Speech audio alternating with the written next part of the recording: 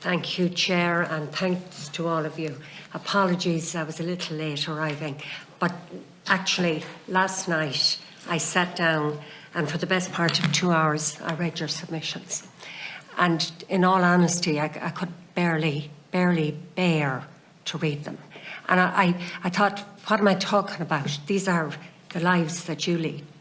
And they were very, very powerful, especially where you had child A12 and the different parents speaking about the impact on families. And there was just one phrase somebody used, and I think it'll stay with me forever, where they said, we are literally living in the shadows of society, that we don't belong anywhere. And I suppose what it made me think was that whatever we do here, and you can see all of us are so concerned. Some people have lived experience of this. I don't personally. I know of family members who do, but not me.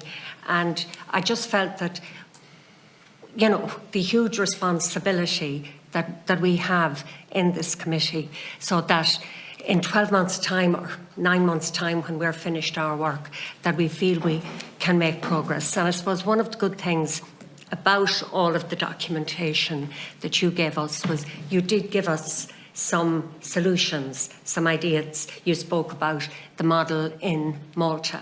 And I think what I really liked about that, and I'd like to hear your views, was how flexible that model was. Because if they couldn't get enough people to run the programme, they increased people's salaries. They made it worth their while. As you said, they had everybody from students to graduates to police trainees. They mixed school and non-school, medical and various different sectors to make sure that they could run the programme. Because we've had teacher unions in here, we've had, you know, others who are all part of this system. We've had the minister, and it's to try to find a system that works. And to me, the Maltese one seems to have a lot of pluses. And I think the question was asked a few minutes ago, do you believe it should be mandatory? And I think your answer, Elaine, was that's above your pay grade. Well, I think what the Maltese model allows us is a model that we don't have to say to schools, every single one of you must do it next year, but that we can say we have a model here that will reward those who want to do it.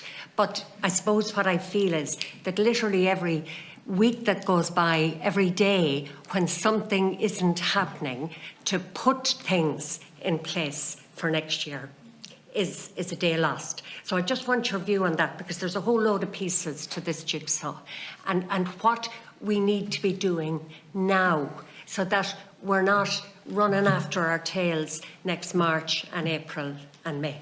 And look, thank you again. You certainly gave me a great deal of food for thought.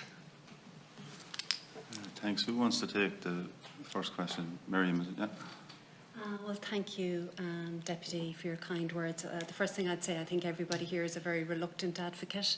We certainly wouldn't choose to be here, but we come here because this is our lived experience. To answer your question, we want to come with solutions. It's very important to us to be part of the, you know, bringing what we know as part of a solution to those that are in the power to do something. So upon that, we said, let's look at the schools, the couple of schools that are providing a more or less full summer in-school programme. So we contacted, as you've received the information, we contacted 3 special school principals who sat with us and went through a full case study. They were fantastic. And the first thing I will say about those principals was each and every one of them said, the reason I do it every single year is because I could not imagine these families being without us for 9 weeks. Not to forget, some of our children go 13 weeks in the secondary school system. So they said it is not, it really would, we could not do it. So they work all year round to identify and line up people to work in the programme. They are seeing a pattern where it's getting harder and harder every year to obtain staff and to retain their own staff. One did raise the issue that perhaps the expansion of the programme and allowing their current teachers now to work in the community on the home model with children, for want of a better word, with less challenging needs, has maybe lost a couple of staff from their in-school programme. They work all year long to plan it. They ask their own staff in January who's available. They work from there. They rely very heavily on keeping very intensive locum lists and students that have been in on placement. They have a very good relationship with the universities where they place students from. You know, special schools would have students coming from, you know, all the disciplines within the multidisciplinary team coming for experience. So this year we took one of those schools and we said, let's look at this school as a case study. They had lost a significant amount of staff that had normally done the programme. This year were not available. So we took a look at who they had available, and we looked at the multidisciplinary students that were available there. So we also interviewed, as part of the case study, 3 of those students. So, I mean, the bottom line is it just really was a win-win. Those students couldn't talk enough about their experience for them in their final whole experience of what they've learned, what they went to college for, the icing on the cake, and something they had never been exposed to, a couple of them, was this experience for the 3 to 4 weeks in a special school.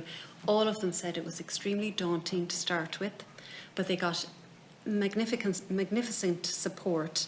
And from there, it just brought out so many positives for them to capitalise on all they have learned in college, and a commitment to continue to be available and work with the school going forward.